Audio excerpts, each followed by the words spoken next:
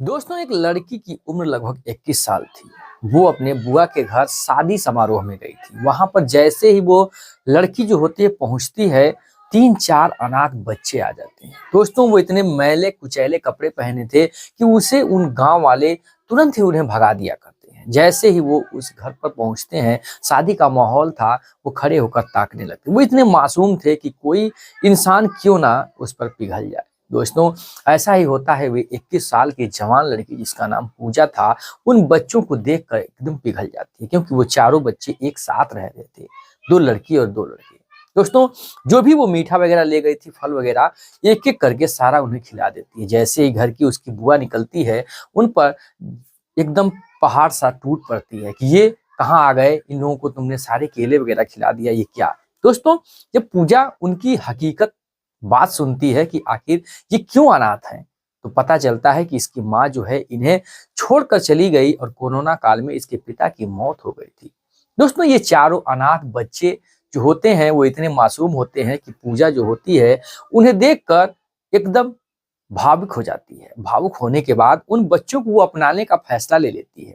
उसके माँ बाप कहने लगते हैं कि बेटा, अभी तुम्हारे जीवन के सारे दिन पड़े हुए हैं, तुम्हारे सामने तुम्हारी शादी पड़ी हुई है, तुम कैसे इन्हें अपना पाओगे, समाज क्या कहेगा। लेकिन लाख बात नहीं सुनती पूजा और उन बच्चों को अपनाने के लिए तैयार हो जाती है। दोस्तों, कहानी इतनी मोड़ लेती है, इतनी इंटरेस्टिंग ये कहानी सुनने में मुझे आया, जिससे कि आपको सुनाने पे मैं मजबूर हो गया। क्योंकि दोस्तों, समाज में आज भी ऐसे ऐसे लोग पड़े हैं, ऐसी ऐसी इंसानियत पड़ी है जिन्हें दिल से सलाम करने को कहता है। आज दिल मेरा छू गया। आशा नहीं, पूरा विश्वास है कि आपको भी ये कहानी दिल से छू जाए। दोस्तों, कहानी को एंड तक देखिएगा। उससे पहले आपसे छोटी सी रिक्वेस्ट है, चैनल पर नए तो चैनल को सब्सक्राइब कर लीजिएगा। अगर वीडियो हमारी अच्छी लगे तो दोस्तों में शेयर कर दीजिएगा। दोस्तों, ये कहानी है बिहार के भागलपुर जिले की। दोस्तों, जहां पर एक हंसता खेलता परिवार रहता है जिसका नाम महेश था। कोरोना काल में इसकी अचानक मौत हो जाती है। इसके 2 बेटे थे, 2 बेटियां थीं। सबसे बड़ा बेटा नीरज था, उसके बाद एक संध्या बेटी थी और 2 छोटे-छोटे और एक बेटी और बेटे थे। दोस्तों, मौत होने के बाद उसकी जो पत्नी थी, महज अभी 21 या 22 साल की उम्र थी। उसकी उम्र लगभग 16 या 17 साल में उसकी पत्नी की शादी हो गई थी और वो इन परिवार को अच्छे से देख रही थी। उससे धीरे-धीरे 2-3 ही साल में उसे एक इंसान से लव हो जाता है। लव के चक्कर में वो अपने चारों बच्चों को छोड़कर हमेशा हमेशा के लिए चली जाती है। उस गांव में ये चारों बच्चे अनाथ हो गए थे। इन्हें देखने वाला कोई नहीं था। जीवन जी रहे थे। तभी पास के ही एक घर, जहां पर जो है कि शादी एक पड़ती है। एक पूजा नाम की लड़की होती है जो वहां पर पहुंचती है। उसके बुआ का घर था। उसकी बुआ के घर जब वो शादी पर पहुंचती है, जैसे ही कुछ फल फूल फ्रूट्स वगैरह लेकर उसकी माँ जो होती है पूजा की अंदर चली जाती है। अम्मी ननद से बात करने लगती है। इधर जो पूजा थी वो बैठी थी, तभी देखती है उन 4 बच्चे जो एक साथ ही मैले कुचैले कपड़े पहनकर आकर बहुत मासूम सी आंखों से इस पूजा की तरफ देख रहे थे। वो पूजा जो होती है बहुत ही नरम दिल इंसान थी, क्योंकि वो एक नर्स का काम करती थी, एक हॉस्पिटल में रहती थी। दोस्तों, पूजा की उम्र महज अभी 21 या 22 साल की थी। दोस्तों, वो जब इन मासूम बच्चों को देखती है तो कहती है, क्या केला खाओगे? सर को हिलाते हैं कि हाँ, इशारा करते हैं। वो देती है एक, फिर पूछती है, उसके बाद फिर पूछती है। ऐसे ऐसे करके पूरा दर्जन भर केले वो खा जाते हैं, क्योंकि वो भूखे थे, मैले कुचैले कपड़े थे। तभी पूजा की जो बुआ होती है वो घर में से आती है। तब तक तुरंत ही उन पर टूट पड़ती है, भला बुरा कहने लगती है, उनके भगाने लगती है। दोस्तों, वो तुरंत ही चले जाते हैं वहां से।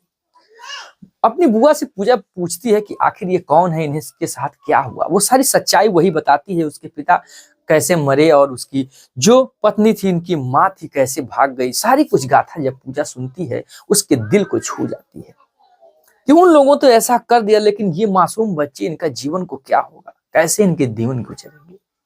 दोस्तों, पूजा जो होती है वही रहती है और सारे रस्म होने वाली थी। बहुत सारे बच्चे थे, पूरा फैमिली जुट गई थी। अगले दिन बारात आने वाली थी।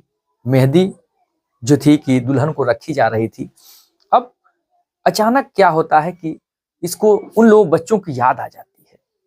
बच्चे उधर टहल रहे थे तो पूछती है, बेटा तुम लोग क्या खाते हो, क्या रहते हो, क्या पहनते हो। वो बताता है कि पास में ही घर है, हम लोग एक टाइम चावल वगैरह बना लेते हैं और नमक से खा लिया करते हैं। दोस्तों गरीबी सुन के पूजा के दिल में छू जाती है, उनके घर को जाने का फैसला करती है। वो जाकर घर देखती है, उनका टूटा फूटा एक मकान था, उसी में वो लोग रहती थी। अच्छी चारपाई नहीं थी, रहने की बिस्तर नहीं थे, चारों लोग एक साथ उसी में रहते थे। टूटा फूटा चूल्हा था जहां पर वो आग जला के, लकड़ी वगैरह जला के वो लोग भात तो एक टाइम बना लेते थे चावल, और एक टाइम सरकारी स्कूल पास में ही था, वहां पर खाना खा लिया करते थे। वहां पर वो पढ़ने जाया करते थे। वो पढ़ने एक शिक्षा के लिए नहीं जाते थे, बल्कि वो लोग एक टाइम भोजन के लिए जाते थे कि भोजन मिलेगा खाएंगे और दूसरी टाइम घर पे खा लेंगे। दोस्तों ऐसे ही उनकी जीवन चल रही थी, जीवन दयनीय थी। पूजा को देखकर आंखों से आंसू आ जाते हैं कि गरीबी, जीवन में ऐसी भी गरीबी होती है, लोग ऐसे भी लाचार रहते हैं।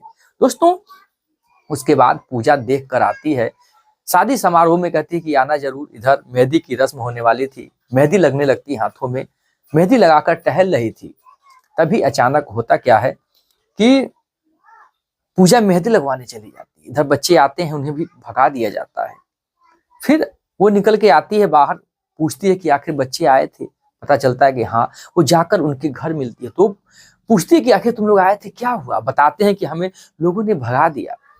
वो लड़की समझ जाती है, उन बच्चों को लेकर मार्केट जाती है, अच्छे अच्छे कपड़े पहनवाती है और कपड़े खरीद कर उन्हें देती है, बाल वगैरह उनके कटवाती है और अच्छे से उनको जो है कि केयर करके घर लाती है। दोस्तों उसके बाद शादी समारोह में वो जो है कि अटेंड होती है। उसके बुआ का लड़का जो था, उसका साला एक था जो कि पूजा को बहुत पसंद करता था, उसके प्रति वो बहुत अट्रैक्ट था। कहीं ना कहीं पूजा भी उसे भाव दे रही थी, उससे अंदर ही अंदर प्यार की वो भावना जग रही थी। दोस्तों दोनों में बातें वगैरह होती थी, लेकिन धीरे धीरे इन बच्चों के प्रति इसका लगाव देखता है तो बच्चों को डांट फटकार दिया करता था। दोस्तों एक बार ऐसा होता है कि शादी में ही वो आए हुए थे और उसी समय वो उन्हें उनके सामने डांट लेता है, फटकारने लगता है कि तुम्हें चाय कॉफी वगैरह पिला रही हो, इनका केयर कर रही हो, ये अनाथ है, तुम्हारे पीछे पड़ जाएंगे, तुम ये क्या कर रही हो, तुम इनसे दूर नहीं हो पाओगी। वो समझ जाती है कि इसके दिल में दया नाम की कोई चीज नहीं है। दोस्तों वो उस इंसान से दूरी बना लेती है कि जिसके प्रति बच्चों के खिलाफ के हिसाब से दया ना हो, वो इंसान कैसा।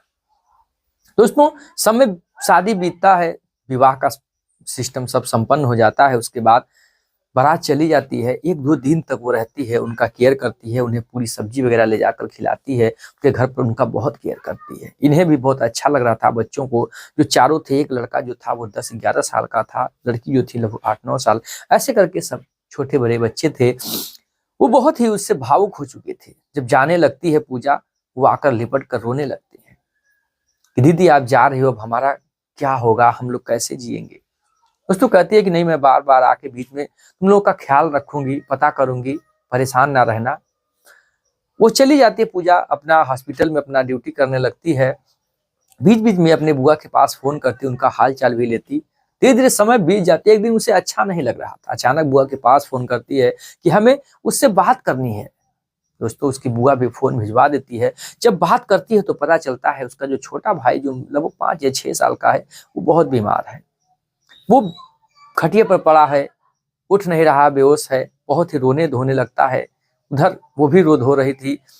पूजा भी सुनती है, भावुक हो जाती है और वहां से तुरंत ही निकल पड़ती है अपने हॉस्पिटल से। 40 किलोमीटर की दूरी का सफर तय करती है, तुरंत आती है दवा वगैरह कुछ लेकर और देखती है कि दवा वगैरह उस पर काम नहीं कर रहा, तो उस बच्चे को लेकर और उन तीनों बच्चों को लेकर वो हॉस्पिटल चली जाती है। डिस्ट्रिक्ट हॉस्पिटल जाकर उसकी दवा इलाज अपने हॉस्पिटल में करवाती है और उन बच्चों को अपने रूम पर जो है कि रहने देती है। धीरे धीरे वो बच्चा सही हो जाता है, चारों बच्चे उसके पास ही रूम पर रहते हैं। लेकिन रूम मालिक अब धीरे धीरे कहीं ना कहीं चिढ़ने लगता है, क्योंकि बच्चे शरारत कर रहे थे, गांव के थे, गाली गलौज करते थे, वहां की सामाजिक जो थी स्थिति बिगड़ रही थी, जिसकी वजह से लोग उसे कहते हैं या तो बच्चे तुम रखो या तो यहाँ से रूम छोड़ दो। ऐसे ऐसे 2-3 जगह वो जाती है जहाँ पर रूम उसे बच्चों की वजह से छोड़ना पड़ता है, लेकिन बच्चों को वो नहीं छोड़ती है, रूम भले बदल देती है। उसके माँ बाप भी समझाते हैं लेकिन वो नहीं मानती है। उन चारों बच्चों को उसके प्रति लगाव हो चुका था, एक इंसानियत जाग गई थी कि इसके आगे पीछे कुछ नहीं, कोई नहीं है, आखिर ये लोग कैसे जिएंगे। दोस्तों, उनका परवरिश करने के लिए वो सोच लेती है, अपने दिल में ठान बैठती है कि मैं इन लोगों का जीवन बचा के ही रहूंगी, भले ही मुझे अपना जीवन क्यों ना दान देना पड़े, मेरा जीवन अर्पित हो जाए, मैं शादी नहीं करूंगी चलेगा। दोस्तों, उसके हॉस्पिटल में एक आया करता था, एमआर था, जिसका नाम रंजीत था। इस कारनामों को देखकर वो बहुत प्रेरित होता है कि पूजा कितनी दयावान है, जो 4 बच्चों को वो पाल रही है, वो भी अनाथ, जिसका आगे पीछे कोई नहीं है। वो भी उन बच्चों के प्रति प्रेरित होता है, उन्हें भी थोड़ा बहुत हेल्प करता है, जिससे पूजा जो होती है प्रेरित होकर रंजीत से अट्रैक्ट होती है और दोनों में धीरे धीरे बातें होने लगती हैं, दोनों में प्यार मोहब्बत जगने लगती है और दोनों फैसला लेते हैं दोनों एक बंधन में बंधने के लिए। रंजीत भी तैयार हो जाता है पूजा का ये जो नरम दिल होता है वो देखकर, और दोनों 2024 दिसंबर में ये लोग शादी कर लेते हैं। शादी करने के बाद ये लोग फैसला लेते हैं कि इन चारों बच्चों का जीवन जो है अच्छे से खुशी से गुजारेंगे जब तक कि ये जवान ना हो जाए, अपने पैरों पर खड़ा हो जाए। दोस्तों, इधर जो रंजीत और पूजा है वो अपनी लाइफ तो जी रहे हैं, इधर चारों बच्चों का भी केयर रख रहे हैं और दोनों का जीवन अच्छे से चल रहा है। कहीं ना कहीं पूजा ऐसा जो है कि इस लोगों का परवरिश करके एक अपनी मिसाल कायम कर दी और समाज को दिखा दिया कि आज भी समाज में ऐसे ऐसे लोग हैं जो केवल घिनौनी वारदात नहीं कर सकते बल्कि किसी का हेल्प भी कर सकते हैं। कहानी सुनाने का मकसद हमारा किसी की भावनाओं को ठेस पहुंचाना नहीं, बल्कि आपको जागरूक करना है कि समाज में आज भी ऐसे ऐसे लोग पड़े हैं। दोस्तों, फिर मिलेंगे ऐसी इंटरेस्टिंग और इमोशनल कहानी लेकर। जय हिंद, जय भारत, वंदे मातरम।